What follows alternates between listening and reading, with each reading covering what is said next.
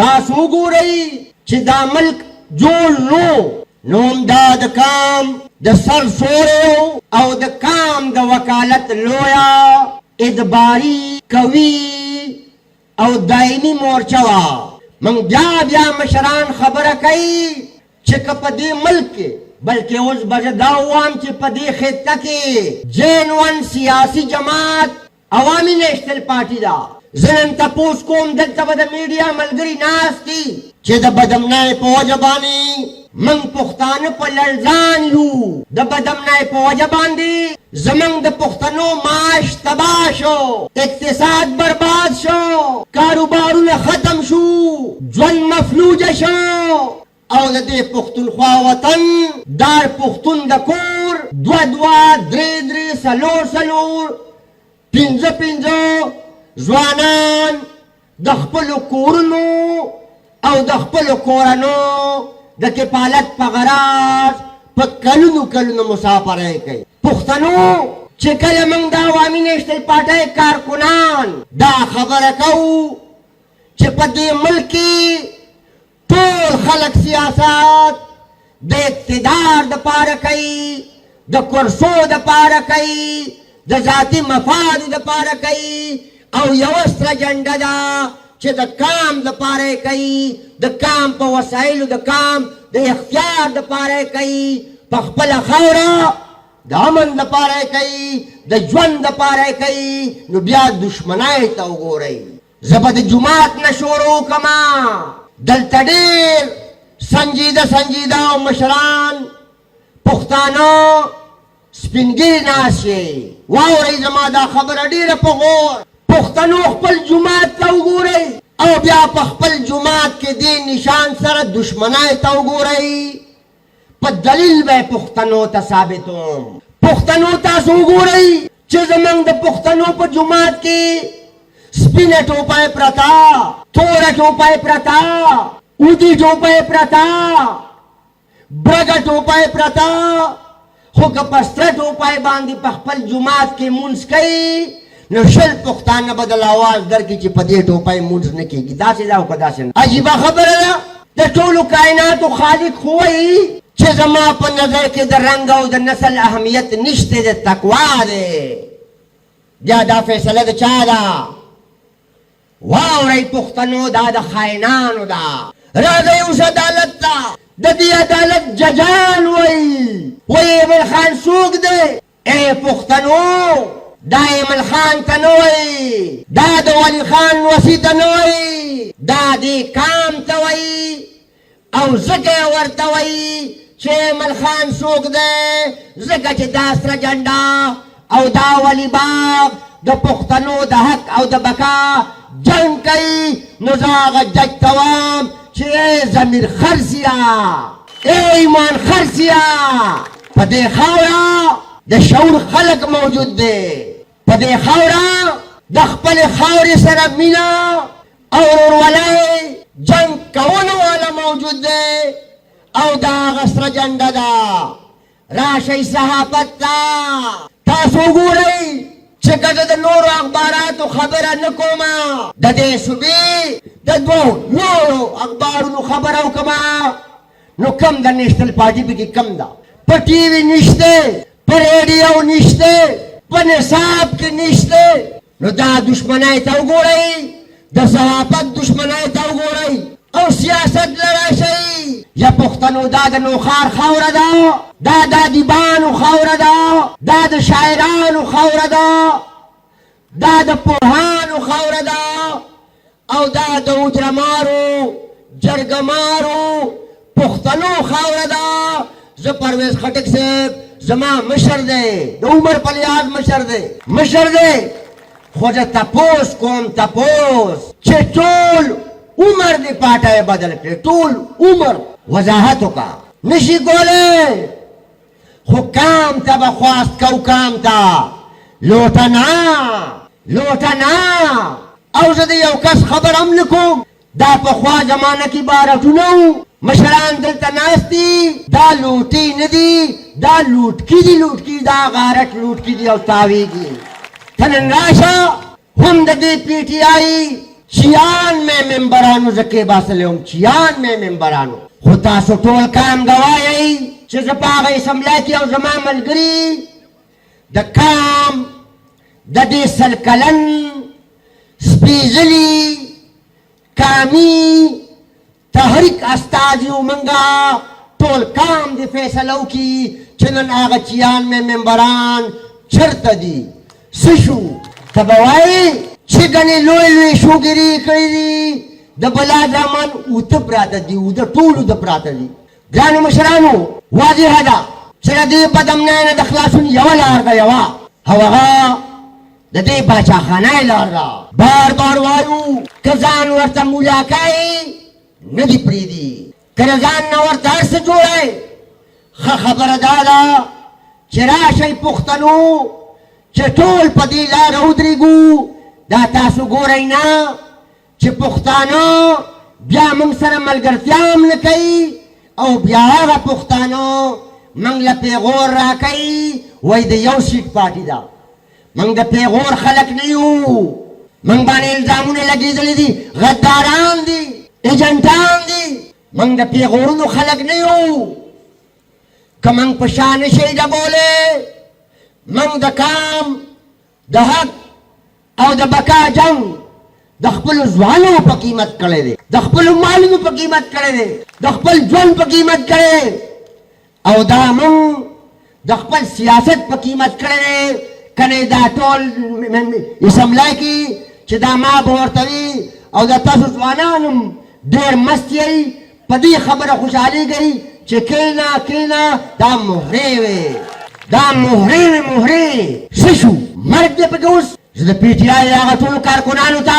بچو ته ویل غواړم چې بچو زموږ بچي یئ ستاسو قصور نه دی زما د نصاب نه تاریخ ایستی دی زما په نصاب کې د اتلان نشته زما په نصاب کې داسې مواد شامل کړي دي چې زما د کام بچي د خپلې مورنۍ ژبې نه نفرت کوي زما نصاب یې دومره مسه کړی دی چې زما د کام بچي د خپلو مشرانو نه دي خبر د خپلو اتلانو نه دي خبر د خپلې خاورې د شتمنو نه دي خبر د هغې د مالیت نه دي خبر نو بیا وجه دا ده دا د بعضې د بلا زامن راپاسي وایي زه به د خدای تعالی په ځمکه د خدای تعالی نظام راولمه دا د مانځه په بانه باندې تاریخ خوري چې دغه خو درنه ګوره بیخي خطا نه شي بیخي ودرېږئ ایمل ولی خان سره دا چې څنګه ځوانانو ناره وایي چې ځو تر خپل منزله ځو تا سره ایمله ځو دغه لار در پښتنو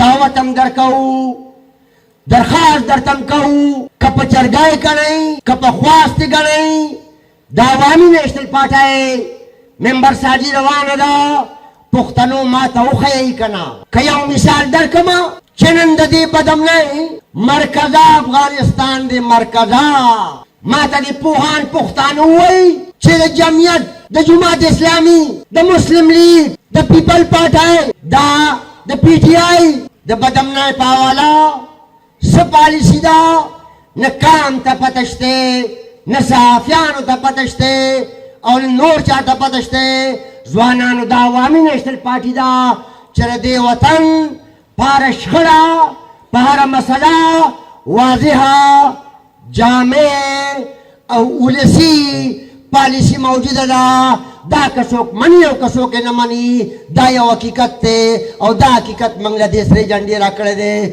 ټولو پښتنو له پکار دي چې د دې جنډې د لاندې ودرېږي پرونۍ خبره وه چې دی به وي دا نیشنلیان د روس ایجنټان دي یا لکه موږ د روس ایجنټان نو خو موږ د خوږ نبي تابعدار او وفادار امتیان یو زه دا عالمانو نه تپوس کومه چې د پیغمبر لار د ګاونډ سره تعلقاتو په حواله سره نیشنل پارټي پرې روانه او که نه دا زمونږ ځان ته چې عالمان صاحبان وایي هغه یې پرې روان یو ننم شپ شپ اگر مگر شپ شپ اگر مگر نو زه هغه عالمانو صاحبانو نه تپوس کومه چې راپاسئ تاسو موږ ته جوماتونو او مدرسو کې وایئ تاسو چې دا بدو ته بد ویل بیا د ایمان درې درجې دي درې وایي په لاس یې منې کا په خوله یې منې کا او پړې یې منې کا نو راشه ما سره تله نشته د ایمان، دا تلې هغوی سره دي چې په دې چوکونو کې ولاړې او زمونږ ستاسو د پښتنو ایمان پې تلي. خو راشه که نه د دې بدامنۍ په مسله کې ته د ایمان په کم مقام ولاړې او دا د باچا خان دا سپایان په کم مقام ولاړ دي. دا حکام ته ووایه. پښتنو ګرانه خبره ده، تاسو ګورئ نه کابل کې د ټوپک په زور اقتدار علي او اسلام آباد کې بیا بیلټ پیپر دی. اول به پوسټرو کې تصویر نه لګاو او ځان سره پنځه پنځه کسان صرف د فیسبوکونو جوړ ګرځئ. اول به وي چې تصویر مه لګوئ، سا به پکې تاج ہے. نن کام ته څه وایي؟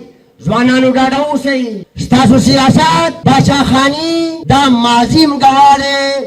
یو عمل داسې نشته، یوه نقطه سیاست داسې نشته چې دا موږ او تاسو د باچا خان سپایان د دې خپلې جنډې په سیاست پښیمانه شو یا ستومانه شو.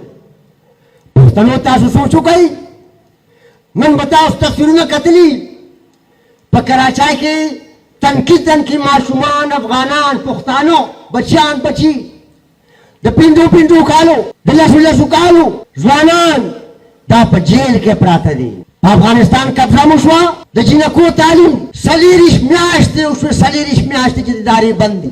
نه کوي، عالمان خاموشه، مدرسې خاموشه، د پښتنو جوماتونه خاموشه. او یا پښتنو ګیله به د چا نه کوو، د مسلمانانو لوی کور خانه کعبه کمزو خاموشه، د تبلیغ مشران خاموشه. نو تپوس د عالمانو نه کوو او د دیندارو نه کوو چې وبا هم راشي، وبا کروړه راشي. پښتنو موږ او تاسو په جوماتونو کې سوال کوو د خدای نه او که نه کوو؟ که مرض راشي سوال د خدای نه کوو که نه کوو؟ سوچ وکئ، پښتانو لکه د ګډو بیزو په شان وجلی شي او تاسو وګورئ چې څومره بېحسي ده. موږ خپل پښتانه د دې لویې جرګې په وساطت باندې ټولو پښتنو ته خواست کومه چې دا کم افغانان مشران، رونې خویندې، بچیان چې خپل کور پې روان شو، دلته به ورسره ډوډۍ نیمو ډوډۍ سینې ته به یې راجوختوو، حفاظت به یې کوو، پالنه به یې کوو، ځکه چې لر او بر داسې نه، دا د وینې رشته ده.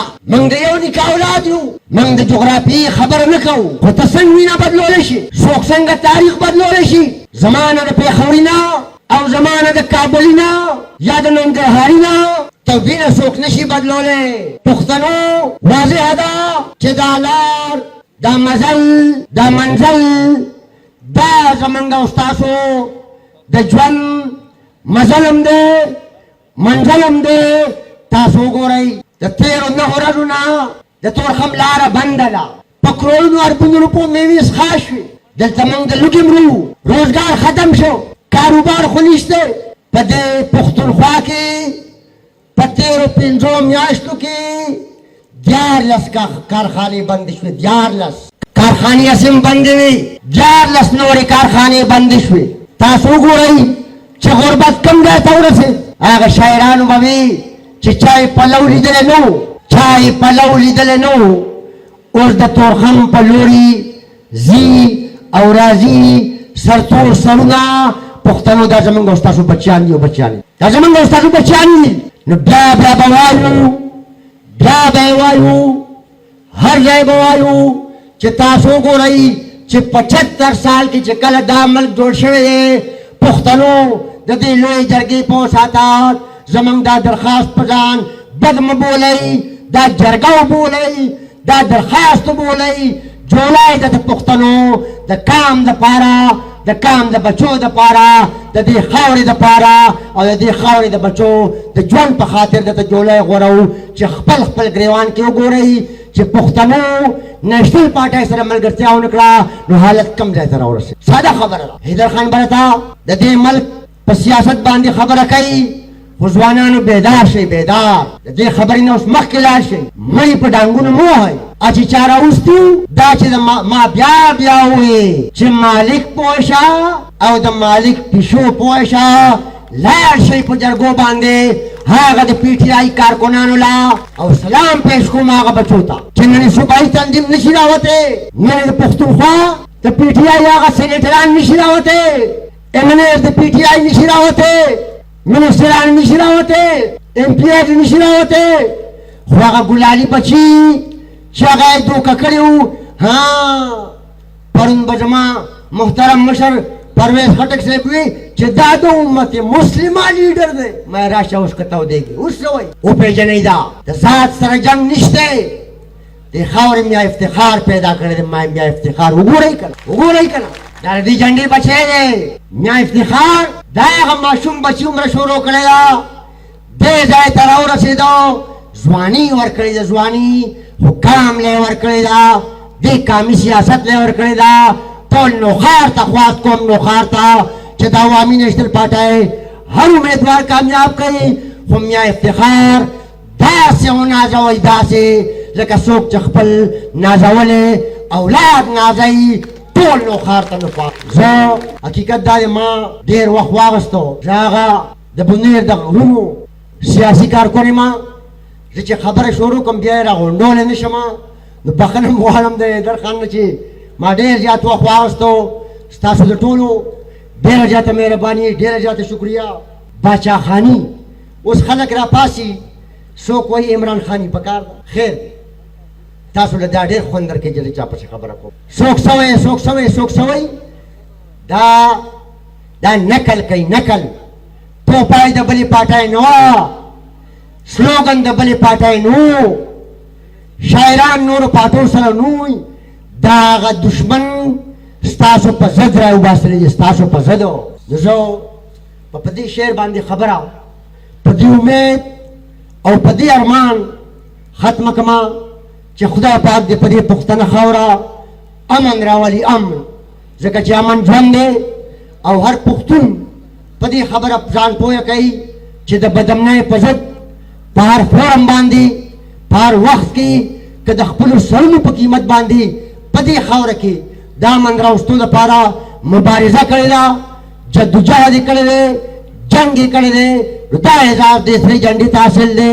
نو زه به خپله خبره په دې یوه خبره باندې ختمه کړمه چې ټوپک چې ترېنه واخلو، ټوپک چې ترېنه واخلو او قلم په لاس کې ورکړو، ټوپک چې ترېنه واخلو او قلم په لاس کې ورکړو، د امن او تعلیم اواز پورته کول باچا خاني ده. ټوله پښتنو ته خواست کومه چې باچا خاني به کوو.